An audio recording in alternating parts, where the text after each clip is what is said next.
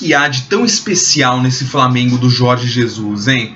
O que tem esse time de tão diferente da média dos times brasileiros e da média dos últimos campeões brasileiros? Palmeiras ano passado, Corinthians em 2017, Palmeiras de novo em 2016 e assim por diante. O que há de tão diferente, de tão único, singular nesse time do Jorge Jesus que o faz ser aclamado justamente, merecidamente, inclusive ser por algumas pessoas pedido na seleção brasileira, e o que há inclusive de diferença do Flamengo para a seleção brasileira? É uma análise superficial, não existe aqui proposta, né, de uma profundidade, de algo mais provado, nada disso. Uma análise de discussão para promover uma reflexão. O futebol ele tem diversos aspectos quando você analisa um time. Você tem um aspecto técnico, um aspecto tático, o aspecto físico, o aspecto psicológico. São 4, para citar alguns dos principais, que envolvem o jogo e fazem o time jogar bem ou jogar mal, vencer ou perder. É o futebol. Na parte técnica, fica muito claro que o Flamengo tem excelentes jogadores. É o melhor 11 do Brasil, ponto. Não é o melhor elenco. Ainda acho que o melhor elenco do Brasil é o elenco do Palmeiras.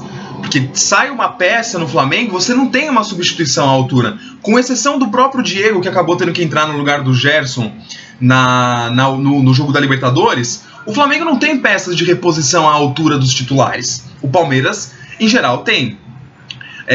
Também não é...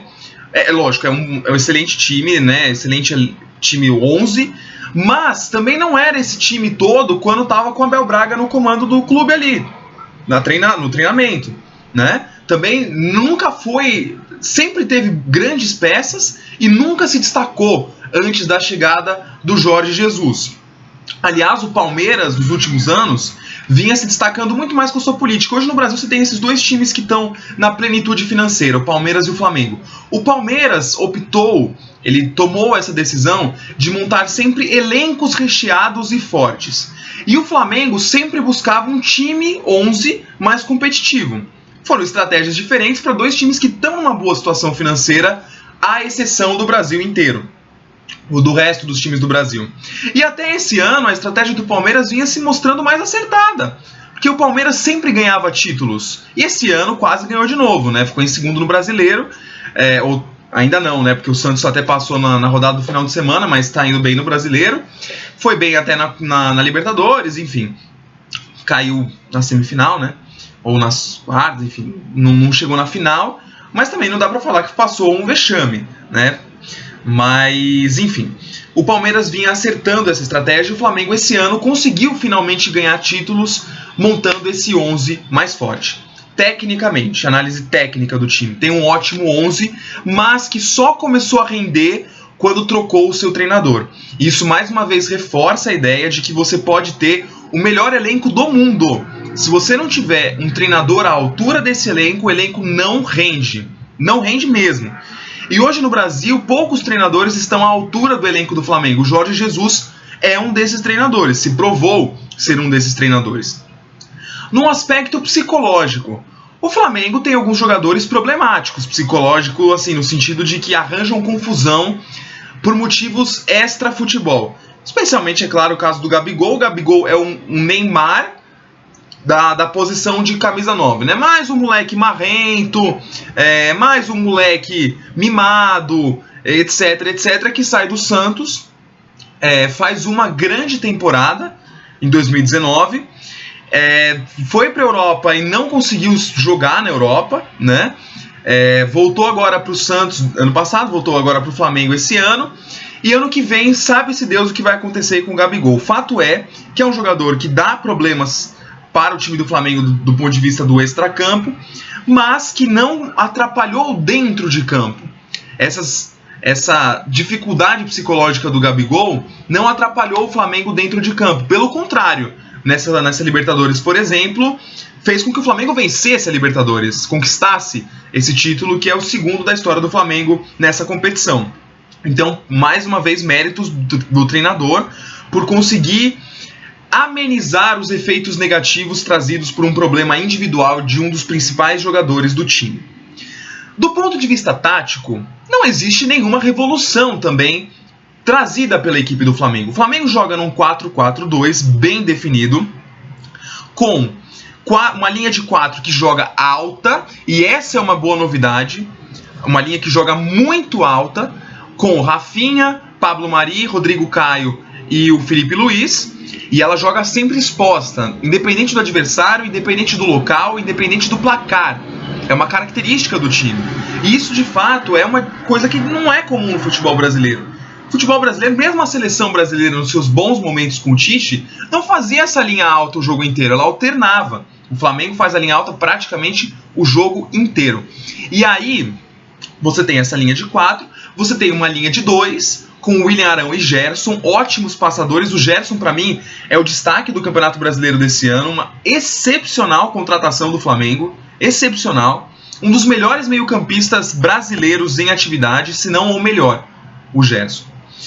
Aí na frente você tem mais uma linha de 2 com o Arrascaeta e o Everton Ribeiro. O Arrascaeta caindo um pouco mais para a esquerda e o Everton Ribeiro um pouco mais para a direita, mas os dois jogando mais como meias do que como pontas. E o Gabigol e o Bruno Henrique formam uma outra linha de 2 que flutuam o jogo inteiro e que não guardam uma posição de centroavante. O Flamengo não joga com centroavante, joga com 2 atacantes que flutuam entre os lados e a região central. O Gabigol caindo um pouco mais para a direita e o Bruno Henrique caindo um pouco mais para a esquerda, e dando alternativas para que esses meias, que são o Everton Ribeiro e o Arrascaeta, cheguem com qualidade também. Esse é o time do Flamengo taticamente, não tem nenhuma revolução, né? Não é um novo 4-1-4-1, que é um modelo que chegou para mudar o formato de jogo, que a Espanha introduziu, o Tite colocou no Corinthians, colocou na seleção brasileira. Não é um novo esquema de jogo, não é a tática, né? O que mudou e o que o Flamengo realmente se destaca enormemente no Brasil é a parte física. É impressionante como o Flamengo consegue correr o jogo inteiro, do primeiro ao último minuto, sem rodar o elenco. Sem rodar, porque a maioria dos times, para conseguir preservar os jogadores fisicamente, roda o elenco nas competições. Então no Brasileiro joga um time, na Libertadores joga outro, na Copa do Brasil joga outro, o Palmeiras faz isso, o Grêmio faz isso.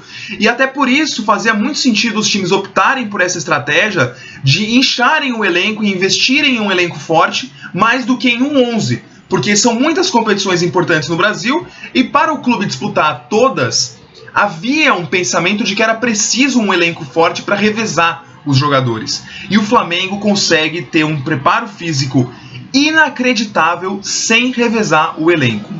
Isso é extraordinário. Tanto é que o Flamengo no domingo fez os seus 2 gols.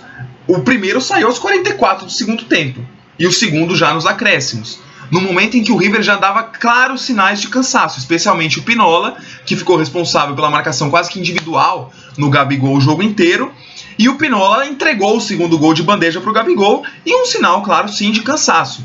E de, claro, também um erro técnico ali, mas provavelmente impulsionado também pelo cansaço. Então, o grande destaque do Flamengo desse ano é a parte física. E como que a parte física se encaixa com a parte tática, para a gente entender como é que o Flamengo conseguiu esses resultados tão expressivos? O fato é que com as linhas mais avançadas, os jogadores de meio e de ataque do Flamengo não precisam toda hora ficar voltando para marcar. O Gabigol dificilmente ultrapassa a linha de meio de campo para trás. A mesma coisa o Bruno Henrique. E quando eles estão lá na frente, como a linha de zaga, a linha de defesa, ela pressiona lá na frente o time adversário, eles conseguem ter muito mais intensidade na marcação. Porque se você tem que sair lá da área de um, tem que voltar até a tua área aqui, e aqui começar a marcar, você já perdeu muita energia nesse processo. Então, o grande mérito desse Flamengo é combinar uma linha alta com um time, um 11 extremamente competitivo, mais do que competitivo, muito acima da média do Brasil, e trazer um técnico que saiba aproveitar esse time, construindo uma filosofia tática e física que se diferencie das demais no Brasil. Essa é a grande vantagem do Jorge Jesus, combinar uma marcação. Do ponto de vista ofensivo, do toque de bola e tal, não existe nada de novo nesse Flamengo. O Flamengo não toca tanto a bola assim como tocava o Corinthians de 2015, por exemplo. Não é o grande bastião da posse de bola do Brasil, não tem aquela filosofia até esquizofrênica do Fernando Diniz pela posse de bola, mas é sim um time que a marcação é agressiva o jogo inteiro, com uma linha alta, ele se arrisca com a marcação e colhe os frutos, roubando a bola rapidamente, tendo um jogo mais vertical. Estamos vivendo agora a era Klopp / Jorge Jesus.